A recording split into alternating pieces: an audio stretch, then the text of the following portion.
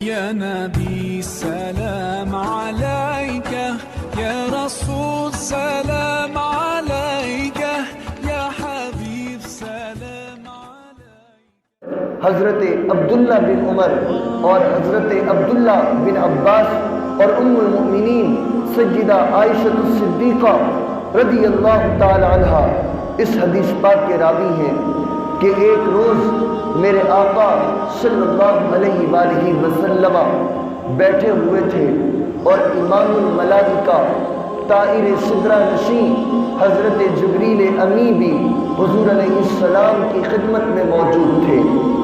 اچانک آسمان ایک کنارے سے پھٹ گیا اور ایک فرشتہ نمودار ہوا اور بارگاہ رسالت میں حاضر ہوا۔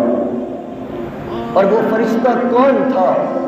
وہ فرشتہ تھا جو جب قیامت برپا ہوگی وہ اللہ کے حکم سے سور پھونکے گا کہ سور پھونکتے ہی زمین و آسمان لپیٹ لیے جائیں گے اور ہر چیز فنا ہو جائے گی۔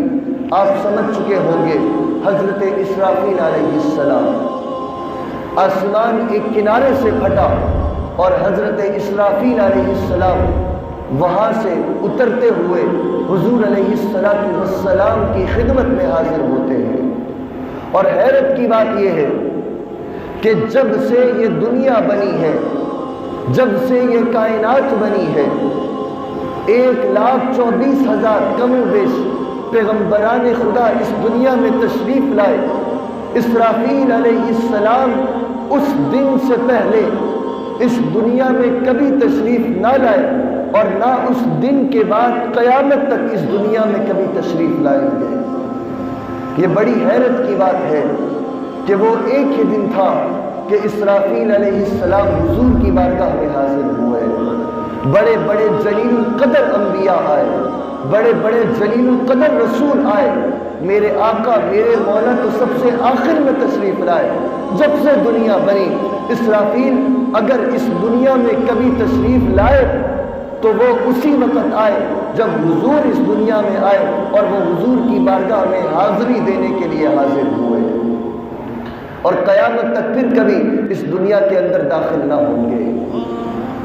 اسرافیل علیہ السلام میرے مصطفیٰ صلی اللہ علیہ وآلہ وسلم کی خدمت میں آتے ہیں، اور آتے ہی جو کلمات آپ کی زبان پر سب سے پہلے آتے ہیں وہ یہ ہیں، آپ آتے ہی عرض کرتے ہیں السلام علیکہ یا محمد، اے محمد آپ پر سلام ہو۔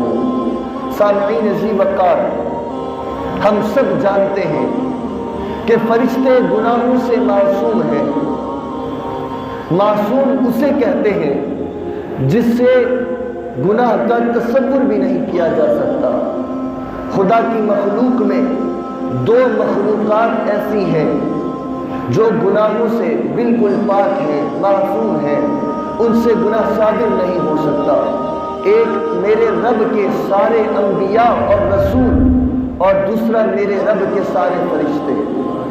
یہ 2 مخلوق ایسی ہیں جو گناہوں سے معصوم ہیں، ان سے کبھی بھی گناہ صادر نہیں ہو سکتا ہے۔ اب اسرافیل علیہ السلام حضور کی بارگاہ میں آتے ہیں اور آ کر سلام کرتے ہیں۔ اسرافیل علیہ السلام خدا کے ایک فرشتے ہیں جو 4 بڑے فرشتے ہیں، ان 4 بڑے فرشتوں میں سے ایک آپ کا نام بھی آتا ہے۔ شرک جو گناہوں میں سب سے بڑا گناہ ہے، شرک سے آگے اور کوئی گناہ نہیں، شرک سب سے بڑا گناہ۔ میں آپ سے سوال کرتا ہوں کہ فرشتے جو گناہوں سے معصوم ہیں، تو جب وہ گناہوں سے معصوم ہیں تو کیا ان سے شرک صادر ہو سکتا ہے؟ ایک ادنا سے ادنا گناہ بھی، ایک چھوٹے سے چھوٹا گناہ بھی فرشتوں سے صادر نہیں ہو سکتا، تو وہ گناہ جو گناہ تمام گناہوں کا سردار ہے یعنی شرک، بھلا وہ فرشتوں سے کیسے صادر ہو سکتا ہے؟ تو پتہ چلا کہ اگر میرے مصطفیٰ صلی اللہ علیہ وآلہ وسلم کی ذات پر سلام بھیجنا اگر شرک ہوتا تو پھر فرشتے حضرت اسرافیل علیہ السلام حضور کی بارگاہ میں آ کر حضور پر سلام نہ بھیجتے ہیں۔ اسرافیل علیہ السلام کا حضور کی بارگاہ میں آ کر حضور کی ذات پر سلام بھیجنا اس بات کی دلیل کہ سلام حضور کی ذات پر سلام پڑھنا شرک نہیں بلکہ میرے مصطفیٰ کے قرب حاصل کرنے کا ذریعہ ہے، آخرت میں درجات کی بلندی کا ذریعہ ہے۔ اور اسرافیل تو ایک بار آئے نا، امام الملائکہ جبریل امین تو نہ جانے کتنی بار حضور کی بارگاہ میں آتے اور آتے ہی فوراً حضور کی بارگاہ میں سلام عرض کرتے ہیں۔ تو حضور کی ذات پر سلام بھیجنا شرک ہوتا تو اسرافیل علیہ السلام سلام نہ بھیجتے، اس لیے کہ فرشتے تو گناہوں سے معصوم ہیں، ان سے تو گناہ صادر ہی نہیں ہو سکتا۔ بہرحال اب آگے چلتے ہیں۔ اسرافیل علیہ السلام حضور کی بارگاہ میں آتے ہیں، آ کر سلام کرتے ہیں، السلام علیکہ یا محمد، اپنا سلام حضور کی بارگاہ میں پیش کرتے ہیں۔ اور صرف یہیں تک نہیں بلکہ آگے کہتے ہیں ان ربک یقرئک السلام، یا رسول اللہ صرف میں نہیں بلکہ آپ کا رب بھی آپ پر سلام بھیج رہا ہے۔ بتاؤ، جو رب شرک سے منع کرتا ہے بھلا وہ خود شرک کی تعلیم دے سکتا ہے؟ وہ خود شرک پر عمل کر سکتا ہے؟ رب خود اپنے محبوب پر سلام بھیجتا ہے، تو جب رب خود حضور پر سلام بھیجے تو رب کے بندے اس کے محبوب پر سلام کیوں نہ بھیجیں؟